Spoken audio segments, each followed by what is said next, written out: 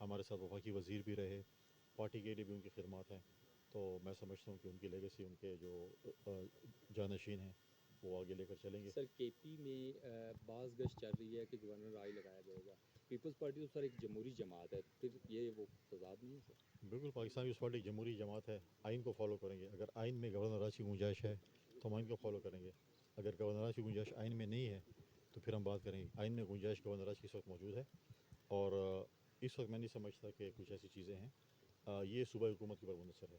اگر صوبائی حکومت ریاست کو سپورٹ کرے گی، اگر جو ہم جس وقت جنگ لڑ رہے ہیں دہشت گردی کے خلاف، اس کو سپورٹ کرے گی اور وہ یہ کہے گی کہ دہشت گردوں سے مذاکرات نہیں ہوں گے، کیونکہ جو لوگ آج ریاست کے خلاف ہتھیار اٹھائے ہوئے ہیں، جو لوگ آئین اور قانون کو نہیں مانتے، جو لوگ جو ہے وہ کہتے ہیں کہ جی ہم پاکستان فار ایگزامپل قبضہ کریں، تو اس سے مذاکرات تو نہیں ہو سکتے۔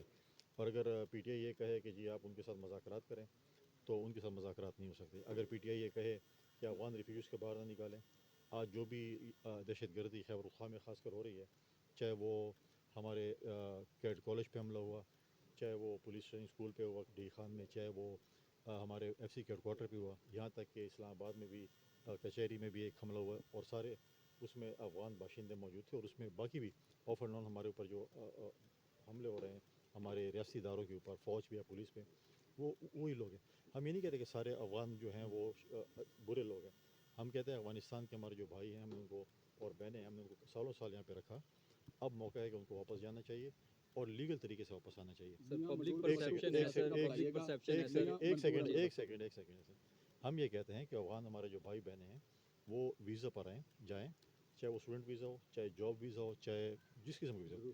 اگر دنیا میں کسی بھی پاکستانی شہری کو بغیر ویزے کی اجازت ہے تو ہم بھی ان کو اجازت دے دیتے ہیں، اگر نہیں ہے تو وہ بھی انٹرنیشنل جو ٹریٹی ہے اس کو فالو کریں۔ آپ مزدور بٹو کی سیاست کا بتائیے گا، آپ آ جائیں والا میں نے پہلے سوال بتا دیا اور ابھی دوبارہ بتا دیتا ہوں کہ ان کی خدمات ہماری سیاست میں ہماری پارٹی کے لیے کسی ڈھکے چھپے نہیں ہیں۔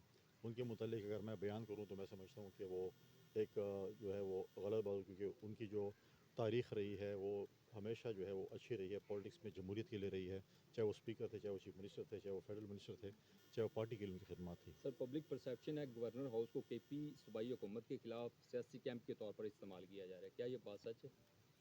آپ کو میں کوئی بیوروکریٹ لگتا ہوں؟ میں تو سیاستدان ہوں۔ اچھا سر، ایک سیکنڈ، اس میں جو ہے دیکھیں میں ایک سیاسی ورکر ہوں، پارٹی کا ورکر ہوں، میں ریاست کا نمائندہ ہوں، اور ماضی میں گورنر تو اسٹیجوں پہ گٹار بجاتے رہے ہیں، اس پہ تو کسی نے کچھ نہیں کہا، اور اگر میں اچھے مقصد کے لیے استعمال کروں گا تو اچھی بات ہے۔ سندھ کے گورنر کیا کرتے رہے ماضی میں؟ نہیں دیکھا آپ نے؟ وہ جلسوں میں جا کے گٹار بجاتے تھے یا پتہ نہیں کیا گانے گاتے تھے، کم از کم وہ تو نہیں کہتے۔ لیکن دیکھیں ہم کہتے ہیں کہ اچھی چیزیں ہوں۔